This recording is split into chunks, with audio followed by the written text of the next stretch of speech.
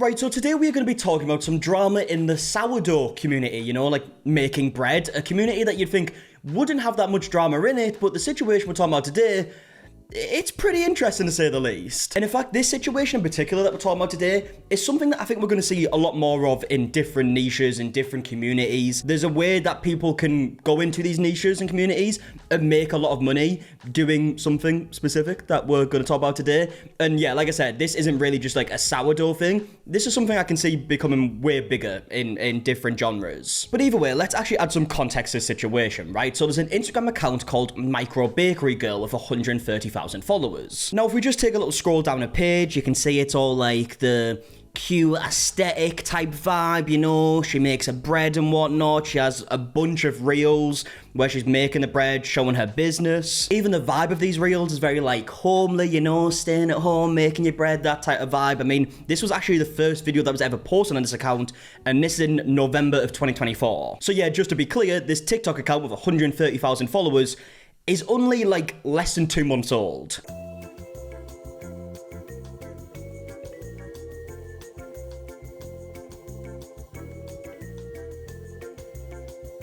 You get the gist, right? I don't know if I'm going to have to change the music. I don't know if it'll be copyrighted, but in case I have had to change it, it's just very, like, soothing music, you know, like, very relaxing. You see on a lot of, like, TikTok videos, very, like, artsy shots, you know, just making the bread.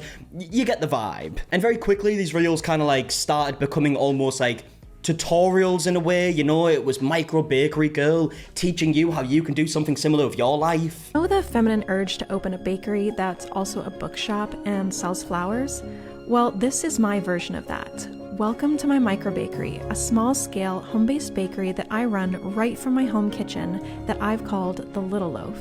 I may not have a shop on Main Street with big bay windows, but every morning I step into my microbakery, I feel like I'm living in a romance book. It's just me, the smell of fresh bread in my oven, and that quiet sense of magic that comes from making something with my own hands.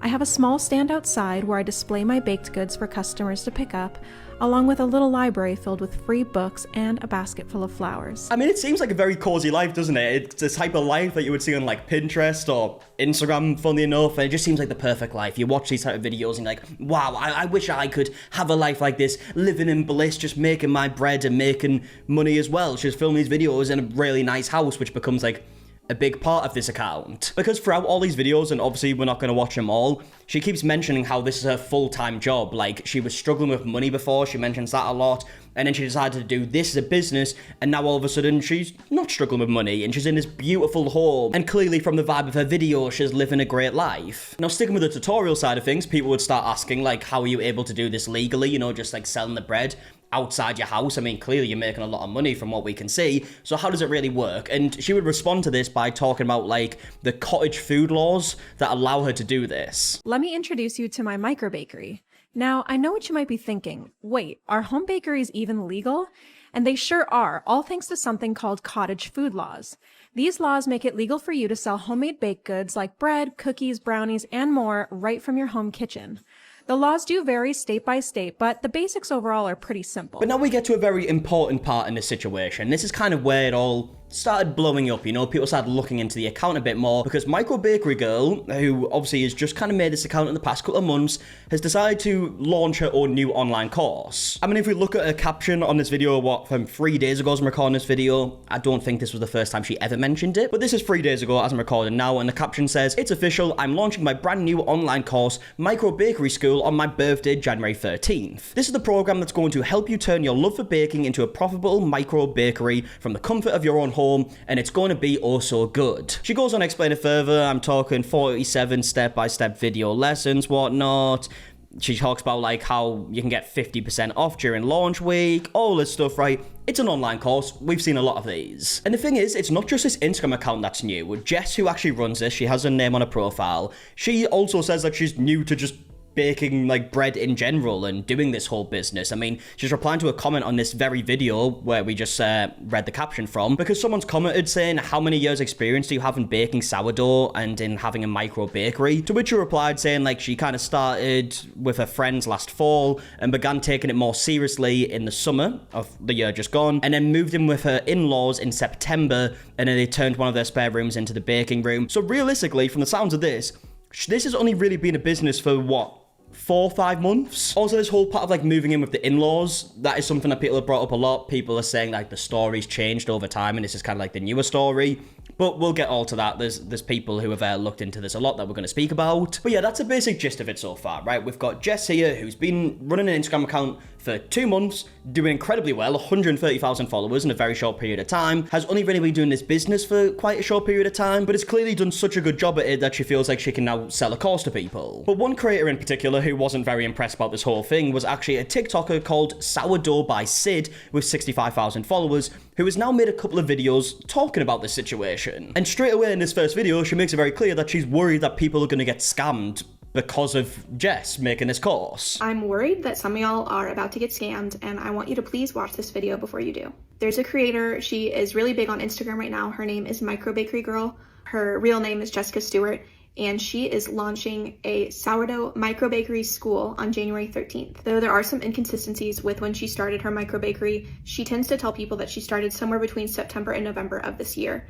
And yes, she is already launching a school as an expert on the topic in January. Now in this next part of the video, Syd goes on to talk about the inconsistencies with the location, where Jess was saying that she was in a certain state running this business originally, but then people realized that Jess actually bought a bunch of books off like Amazon of like some sellers who knew about the situation, and the shipping address was in a completely different state.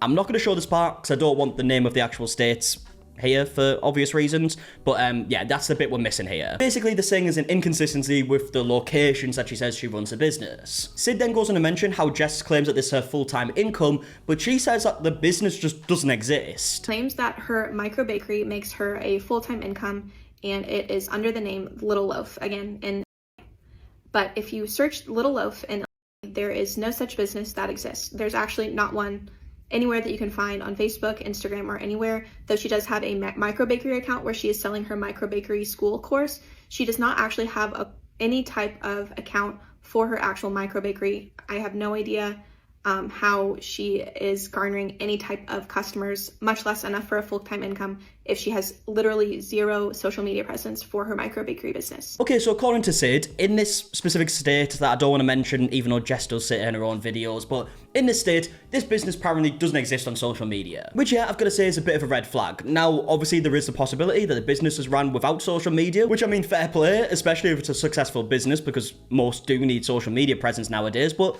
some probably don't use it. Syd then goes on to talk about how she only managed to find her on this site called Hotplate, where people can sell like bread and whatnot, but the account is only sold, like, I believe it's literally like one order. There's actually one place that I found that her business exists, and that is on Hotplate. Hotplate is a very common website that microbakery owners use to sell their bread. And her business does have a Hotplate account that has her name, her picture, and her business name, Little Loaf. The Hotplate account is kind of weird though, because not only is the address on the Hotplate account that same apartment and not the house that she's been posting, it also only has one bread drop.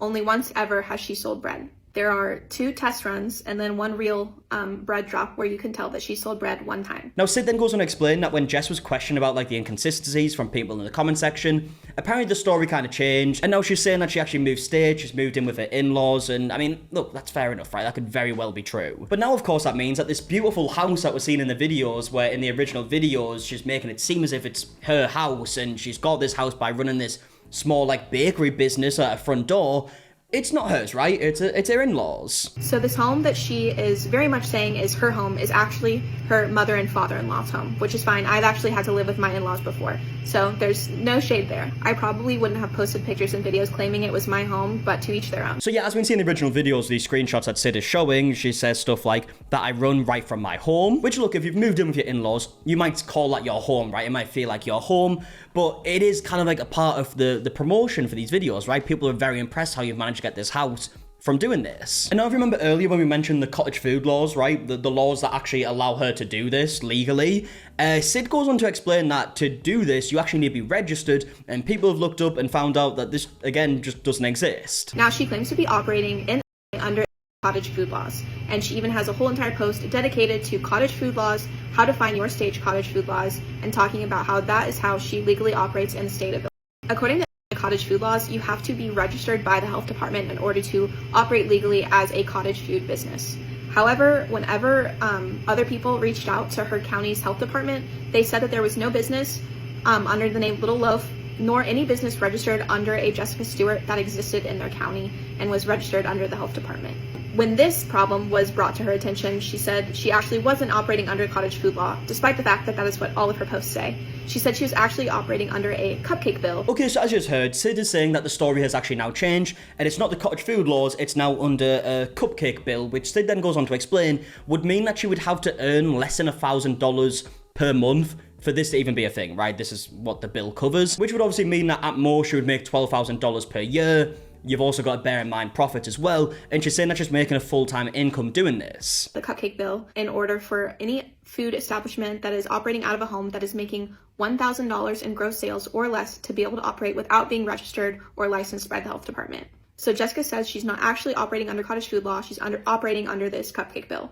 The problem here with her operating under the cupcake bill is that the cupcake bill, again, says you can't make more than $1,000 a month. But Jessica is saying that she is making a full-time income off of her business. Making $1,000 in sales means you're actually probably profiting somewhere around $700 to be generous in the sourdough world, which would mean that she's making around $8,200 annually, again, if she's operating legally under the cupcake bill. And that is $8,000 a year is not a full-time income. Now, I do think it's important to note here that obviously I think the reason why this became such a big deal is because of the courses. Like, if this was just someone like random posting videos for the sake of posting videos, I don't think it'd be that big of a deal, right? No one's gonna be looking into the cupcake law and all this stuff. But the fact that it's now being courses being sold for, I believe, a couple $100, I might be wrong on that, but these courses are being sold, right, to people who want to start a business of their own. It seems like there's something shady going on here, right? But this is now where Syd goes on to talk about Jess's husband, who runs a company that he claims has made over $10 million in the past couple of years, and specializes in something very specific that could be related to this situation. Just like all the other sourdough creators that she's kind of cosplaying as, she says that she started her sourdough microbakery as a means to make a little bit more money because money was tight. Something was missing. And to be completely honest, money had been a little tight for me too. And this is where her husband comes in. Her husband's name is Landon Stewart, and I'm going to show you his Instagram bio. Her husband Landon is the co-founder of a company called Clients and Community, which claims to have made over $10 million in the last 2 years. The company has been featured in Forbes, Medium, and Inc., to name a few. They claim to have made $10 million in the last 2 years and to hope to double or triple their amount of clients in the next several years. It's odd because she told people that money was tight and also that they moved in with her in-laws because her husband lost his job. From what I can tell, Clients and Communities is still very much a thriving business to this day. Their website is still very active. Their Instagram is still very active. Their Facebook groups, which have like 44,000 members, are still having new members added and new posts being made to this day. They just went on a trip in September, and her husband is the co-founder. And the whole way that the husband boasts about making his money is by creating sales funnels and rebranding courses as his own. He proudly boasts about making courses that other people have made into his own, putting his own name on it, and selling it for profit. Okay, right. That is very interesting, right? So, even regardless of like the amount of money that this company is apparently worth and whatnot, obviously that's being mentioned because like part of the story is that they were struggling with money and whatnot. Let's actually talk about the specifics of the company and read this post, in fact, that Syd just showed. So this is what Landon has posted here, saying, for example, I recently bought a course for $497. Inside, it teaches digital marketing from A to Z, and it came with a master resell right. So I can now resell the course myself for $497 or more, and I get to keep 100% of the money I make. I don't have to record a single training video, host training classes, run the community, or anything like that. All I have to do is publish 7-second reels on Instagram advertising the course, and anyone who buys through me pays me directly, and I keep 100% of the profit. So here's literally talking about just reselling other people's courses. Now, of course, reading that, it's very interesting because he's talking about all you ever do is make a few reels and you can sell these courses that someone else has made, you get to keep 100% of the profits. And you look at Jess's Instagram, who has made a bunch of reels in a very short period of time and is now apparently selling a course. So it really does make you think, is this just another resell ploy? And is this bakery thing even real? And this is exactly why I was saying earlier in the video that I don't feel like this is just a sourdough community thing, right? This is clearly something that has been going on in different communities, and it's probably going to happen more, especially if people are making money out of it, right? If people make money out of it, it's only going to get bigger. But look, it could just be a crazy coincidence, right? Like, Jess's husband might have a business where he resells courses and just starts making a few reels to sell these courses and take all the profit. But Jess might be doing this with the best intentions. She genuinely has this bakery business and she just wants to help people out. That could be true, right? Well, it's at this point that it starts getting a bit more interesting, because Syd then goes on to talk about Jess's Instagram and talks about how a lot of the videos have some striking similarities that seem like they were filmed in a very short period of time. When you look at her Instagram, she's posted 29 reels. Most of these reels have the same clips kind of chopped up and cropped together in different ways. It's the same bread being shaped, it's the same cookie dough being scooped, it's the same loaves being placed on a shelf, but she's in a bunch of different outfits whenever she's putting them on the porch. The problem here is that her hair is the exact same, her makeup is the exact same, the blemishes on her face are the exact same, and the leaves are in the exact same place, despite her outfit being different. The leaves on the ground are the same. I mean, yeah, look, right, it might seem like nitpicking at this point, talking about the leaves on the ground, but yeah, it kind of does prove her point, right? The leaves that definitely would not be in the same place if they're filmed on different days are in the same place, apparently. But of course, the only difference is the fact that she's wearing different clothes. So what Syd is trying to get to here is that it seems like this might have just been filmed in, like, a weekend or like in a day, and they've just done a bunch of like clothes change and whatnot. They've maybe went to the in-laws house specifically to film this because it's a nice house, and this is just what they do with these pages, right? They find a new niche like sourdough in this like specific example, and then they create a bunch of content in the space of a couple of days, post it throughout like a few months to make it seem as if like it's a consistent page, and it is a real page for that matter, and then sell a course. A course, might I add, that it seems like people are now guessing might belong to somebody else. Now, Syd does end this video by saying that she's reached out multiple times to Jess and told her, like, I'm planning on making this video, I'm just going to tell you the stuff I'm going to say, so if I'm wrong about anything, please let me know. Apparently she didn't get any response, and I don't believe she has had a response since this, because we have got a part 2 in a second, and no response is mentioned. And then she also ends the video by just urging people to be cautious when buying these courses, and make sure you're buying it from someone who knows what they're talking about and can be trusted. And again, I don't really think this would have been a big deal if it wasn't for the fact that a course is involved. Like, if this was just someone who was pretending to have a bakery business and making these videos, it's not the biggest deal in the world, right? It doesn't hurt anyone. But the fact that they're selling courses for potentially hundreds of dollars from people who are expecting her, like, expert opinion, right? They've seen her videos, seen exactly what she's been able to do running this business. But now instead, they're just going to get someone else's lessons from their course because apparently this bakery might not even exist in the first place. Like, that is so unbelievably misleading if that is the case. And you're taking people's money with it, which, I mean, yeah, it makes it 10 times worse. Now, I do want to stress here that this isn't 100% confirmed. Obviously, there is a lot of evidence that kind of makes it seem as if it is true. But look, I don't know 100%. It might just all be the most crazy coincidence, right? But I would like to think that Jess might have responded if it was a coincidence, but I could be wrong. Now, in the second video that Syd uploaded, she goes on to talk about a few different things. She mentioned that she actually got reached out to by like a bunch of the neighbors who know the family, and they have said that this bread was just being given away to families as like for a photo shoot. And guys, the neighbors have confirmed that she was doing a free bread stand as a photo shoot. The neighbors that got this free bread got it knowing that it was free bread for a photo shoot. So if you're receiving a loaf of bread in exchange for being in a photo shoot, does that not make you a paid actor? And maybe she is selling some bread too. I've only heard from the people that were made aware of the photo shoot and who received the bread for free. Syd then goes on to show another Instagram that she found of Jess's where she's talking about courses in particular. Now, we can't see part of it because this comment is here, which is kind of annoying, but she's talking about like a 497 IG course and whatnot, and it says, when you buy the course yourself, you can use the lessons inside of it to create a simple Instagram account of your own, publish cute easy reels each day, and as soon as you get your first sale, you get a direct deposit of $497 into your bank account. So she is talking about the exact same thing that her husband was talking about with his business. But except the big part here is this is now actually coming from Jess herself on a different Instagram account. We also see another post from this Instagram account that says, no boss, no pyramid schemes, and perfect for beginners. I feel like if you ever have to specify that you're not a pyramid scheme, it's not a good start, is it? Like, yeah, you might not be a pyramid scheme, but that does strike to me as, like, something dodgy's going on here. And then Syd goes on to talk about how a lot of people are leaving comments on these videos asking her how she made, like, the bread stand and whatnot. And at first, Jess was replying to these people, like, promoting this other company or the people that helped her with like the blueprint for the bread stand. But because more and more people were asking like, oh, how's this done? She clearly realized people were very interested in this bread stand.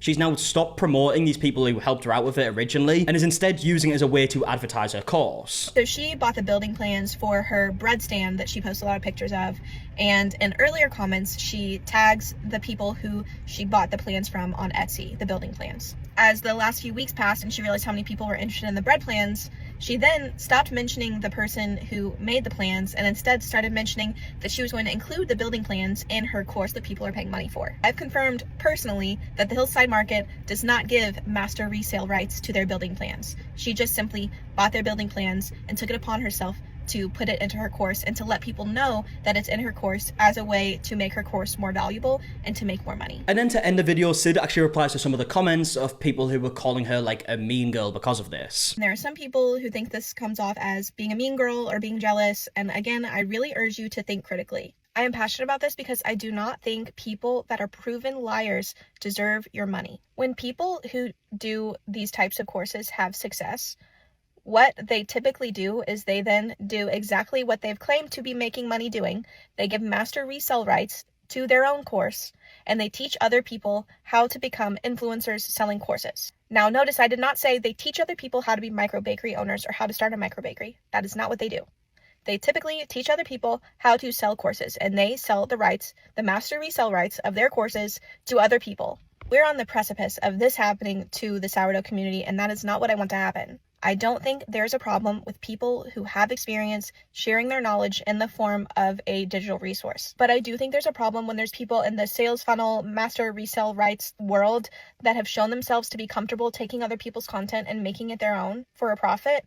When we let those people in, I don't think that's right. Yeah, look, like I said before, right, there's nothing that I'm saying here is 100% true, right? There could always be another part of the story that changes things. But from everything that I have seen and from what I've heard and the coincidences that we're seeing, to me, it really just feel like they thought one day, you know, let's make a sourdough page on Instagram, promote it, film the videos in a very short period of time, get it to blow up, probably buy like some followers for it as well, like make it look like a big account, and then once the videos have got some traction, we can sell a course, maybe someone else's course. And realistically, if I had to guess from what we're seeing here, this would be only one of the many times we've done this with different niches and different genres, but this is just the one that people have like caught on to. Not 100% sure. I would love to know your opinions in the comment section down below on everything that we spoke about in today's video, and I'm gonna leave it there. So if you did enjoy it, please do leave a like on it, subscribe if you are new, and until the next one, I'll see you guys in a bit. Alright, goodbye.